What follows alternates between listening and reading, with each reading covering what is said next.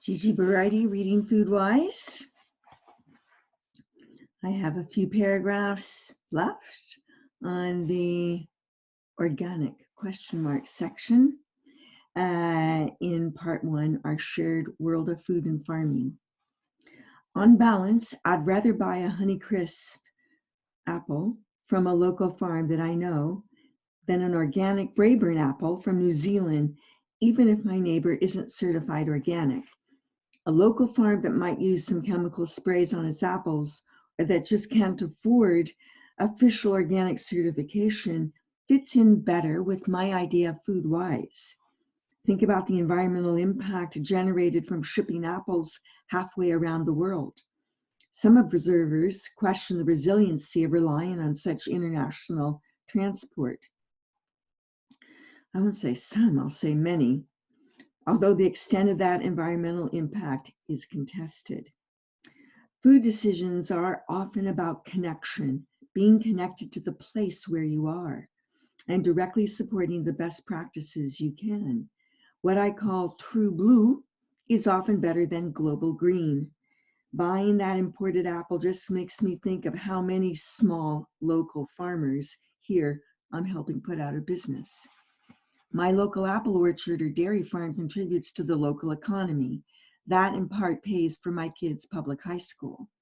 We're all connected, and the sooner we start actively cultivating the connection, the closer we'll get to a sustainable agricultural future.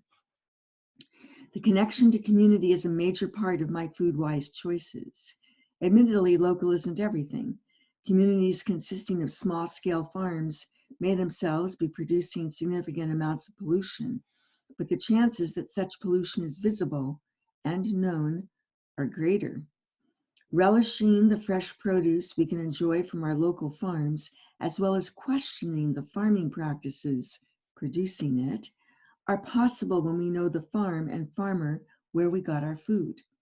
If a good chunk of my county community is female or Latina, which it is, or Native American, which it is, then I get very interested in why I don't see more of those faces at farmers markets in my county.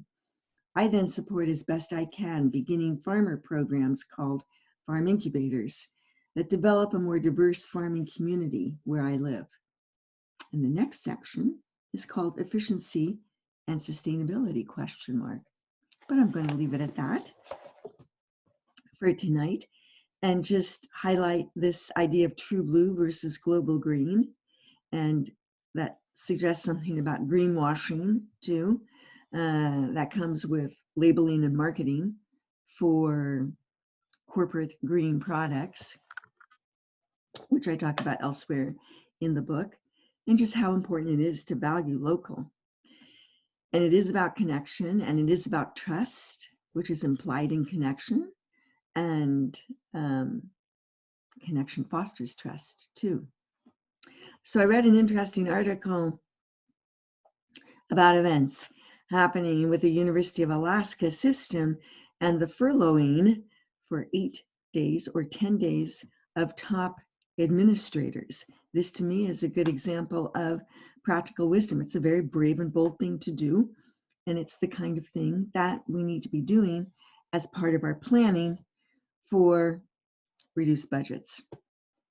What's going to be happening in higher education with reduced budgets in the era of coronavirus.